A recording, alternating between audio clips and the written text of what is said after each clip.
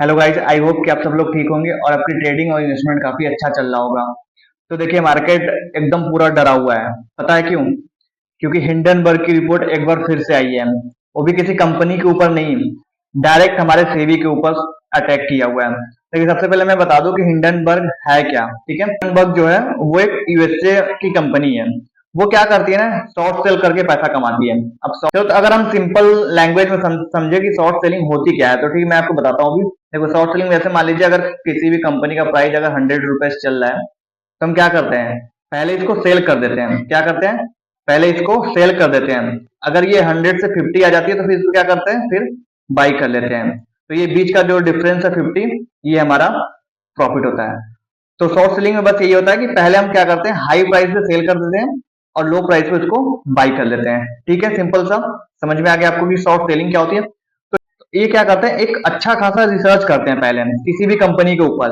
फिर क्या करते हैं, उसकी रिपोर्ट पब्लिक में डाल देते हैं। अब क्या होता है कि पब्लिक में ह्यूमर्स फैल जाती है। लोग क्या करते हैं, उस शेयर्स को सेल करने लगते हैं। और ये क्या करते हैं, ये पहले से उसमें पोजीशंस बना के रखते हैं। तो जितना मार्केट डाउन जाती है उतना इनको प्रॉफिट होता है। तो इस बार इन्होंने, अब इस बार मार्केट पूरा डरा हुआ है बहुत ज्यादा, क्योंकि इन्होंने किसी कंपनी के ऊपर रिपोर्ट नहीं लाई। ये डायरेक्ट पूरा सेबी के ऊपर रिपोर्ट आया, वो भी हमारे जो चेयरपर्सन है मिसेज माधवी बुच के ऊपर। इन्होंने क्या है अपने रिपोर्ट में कि जो माधवी बुच है, अपने हस्बैंड के साथ मिलकर विस्टल ब्लोअर पॉलिसी को ब्रेक किया है। ठीक है, अब विस्टल ब्लोअर पॉलिसी क्या होती है? विस्टल ब्लोअर पॉलिसी होती है कि आप जहां काम कर रहे होते हैं, अगर वहां की कोई भी इंटरनली इंफॉर्मेशन अगर आप बाहर किसी को दे रहे हो तो इसको बोलते हैं विस्टल ब्लोअर। ठीक है, समझ में आ गया? आप कहीं भी काम कर रहे हो, अगर उस कंपनी का डाटा अगर किसी बाहर व्यक्ति को आप दे रहे हो, तो इसे बोलते हैं विस्टल ब्लोअर। ठीक है, तो इतनी चीजें समझ में आ गई आपको कि अभी लेटेस्ट न्यूज आ रही है कि जो मिसेज मधावी पूरी बुच है, उन्होंने इस रिपोर्ट का, जो हिंडनबर्ग ने रिपोर्ट जारी किया, उसका पूरी तरीके से खंडन किया है। वो ये कह रही है कि ये जो हिंडनबर्ग है हमारे मार्केट को केवल गिराना चाहती है। ठीक है, हमारे मार्केट के ऊपर एक बुरा असर डालना चाहता है।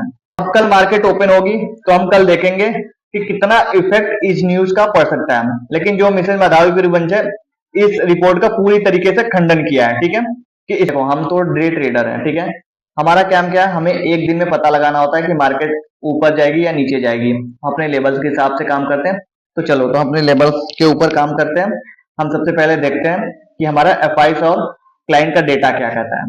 तो देखो, ये मैंने अपना सेंसिबल का डेटा ओपन कर रखा है। ठीक है, आप ये देखो कि कॉल ऑप्शंस पे आप देखो, इधर पर ये क्या है, 19,744 19,744 कॉन्ट्रैक्ट जो है बाई किए गए हैं। ठीक है, अब पुट जो है -20,883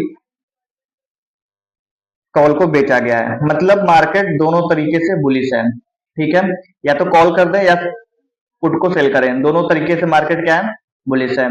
चलो, तो हमने ये देख लिया। अब हम थोड़ा सा नीचे आते हैं, हम क्लाइंट्स का डेटा देख लेते हैं कि क्लाइंट्स क्या कर रहे हैं। अगर क्लाइंट देखे तो कॉल के ऑप्शन में इन्होंने माइनस दिया, मतलब इन्होंने कॉल को बेचा हुआ है। अब ये चाह रहे मार्केट नीचे है। और पुट को खरीदा हुआ है, अब ये चाह रहे हैं मार्केट नीचे। ये दोनों तरीके से चाह रहे हैं।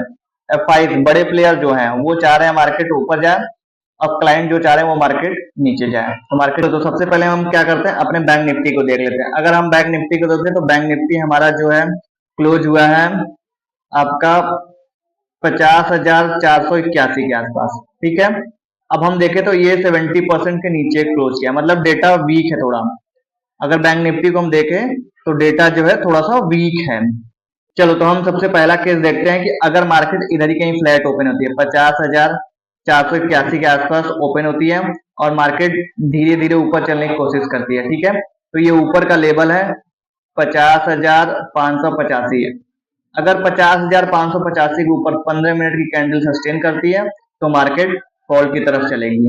ठीक है, और दूसरी केस क्या है, अगर यहीं कहीं से कहीं मार्केट गैप अप ओपन होकर ऊपर चलती है और यहीं पे 50,585 के आसपास रजिस्टेंस लेगी तो भी मार्केट नीचे आएगी फिर। ठीक है, इसके ऊपर 50,585 के ऊपर कॉल चलेगा, 15 मिनट कैंडल सस्टेन करेगी। अगर यहाँ रेजिस्टेंस खाएगी तो मार्केट नीचे है। ठीक है, ये देख दो केस समझ में आ गया। और तीसरा केस क्या है कि अगर मार्केट 50,481 50,481 के नीचे अगर गैप डाउन ओपन होती है या फ्लैट ओपन होती है, इसके नीचे 15 मिनट कैंडल सस्टेन करेगी तो मार्केट पुट की तरफ चलेगी। और हम देख लेते हैं कि बुलिश और बेरिश मूवमेंट कहाँ से हुआ।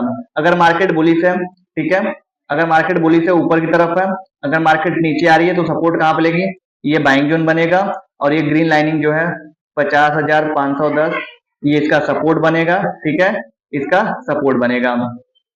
और मार्केट अगर बेरिश होती है, अगर मार्केट बेरिश होती है, अगर मार्केट नीचे जाती है तो बहुत ज्यादा ऊपर कहाँ जाएगा, ये ग्रीन लाइनिंग 50,000 रेजिस्टेंस लाइन यही हो जाएगा 50,481 और दूसरा ये ग्रीन लाइनिंग 50,510।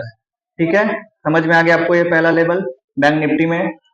तो ये लेवल्स आपके बैंक निफ्टी के समझ में आ गए। तो अगर देखो, अगर हम निफ्टी की बात करें तो निफ्टी हमारी क्लोज हुई है 24,364 के आसपास, ठीक है, ये ग्रीन लाइनिंग के ऊपर क्लोज हुई है, मतलब निफ्टी हमारा स्ट्रॉन्ग जोन में है। ठीक है, क्या है, निफ्टी हमारा स्ट्रॉन्ग जोन में है।